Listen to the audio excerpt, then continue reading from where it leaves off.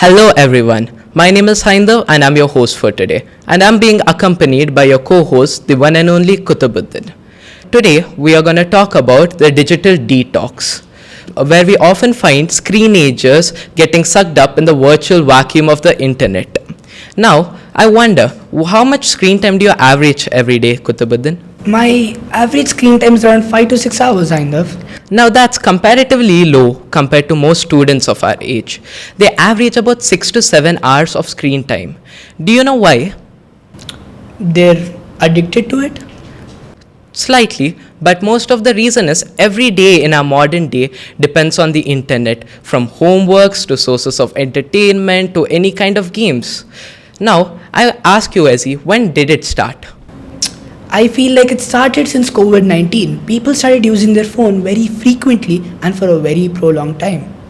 You got the point, Ezzy. Before COVID-19, mobiles just used to be a device to communicate and call through. Besides that, they really didn't have a point.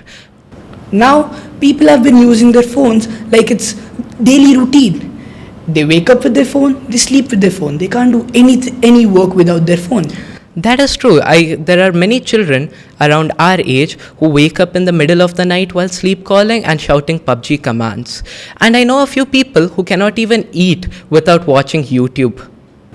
Wow, that's concerning, Hyndhav. I do agree.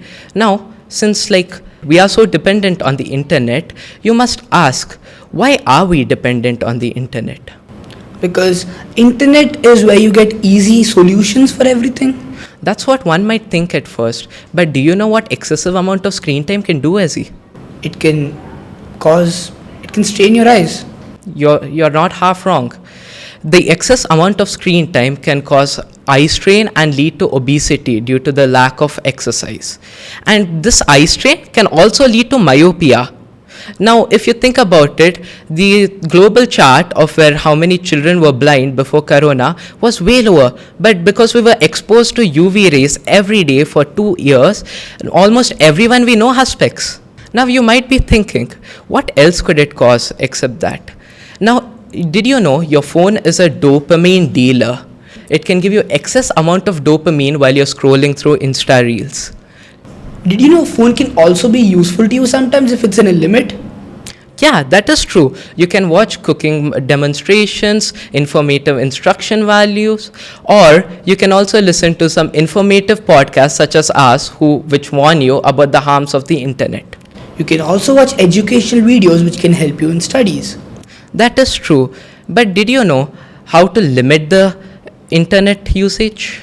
Yeah, you can set clear boundaries like have tech-free zones at home, like the dining table, or you can organize board games with your parents which will help you bond with them well and also help you with communication skills.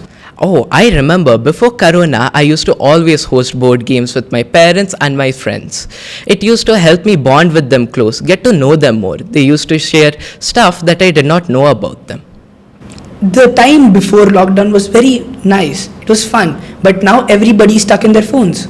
Yeah, so many good lifestyles got destroyed because of the excess amount of usage. Yeah, athletes, they got fat in lockdown. They got obese and now many even got health problems. Now, we do know that the internet can be useful in a limit. But I wonder, how do you limit it? Instead of using ChatGPT for every solution, you can have group studies with your friends to find the solutions. I know ChatGPT hinders your creativity. Did you know that? No, I did not. Now, instead of being swayed by the temptations, if you really can't hold yourself, you can use apps that limit your mobile usage. Oh, wow. They're called the screen time limiters. And even no matter how much you might need to play a game or watch a video, if you set a time limit for 3 hours, after 3 hours, you won't be able to use it at all. Wait, that actually works. Yes, that is true. I use it myself because it's really hard to not be tempted with so much tech around us. We have TVs, phones, tabs, laptops, computers, smartwatches. One notification from either of them and you're immediately going into the internet. You know, you can also engage in physical activities like going on morning jogs and playing with your friends in your community garden. Yeah, I do that. During lockdown, I was really sad and I couldn't play with myself.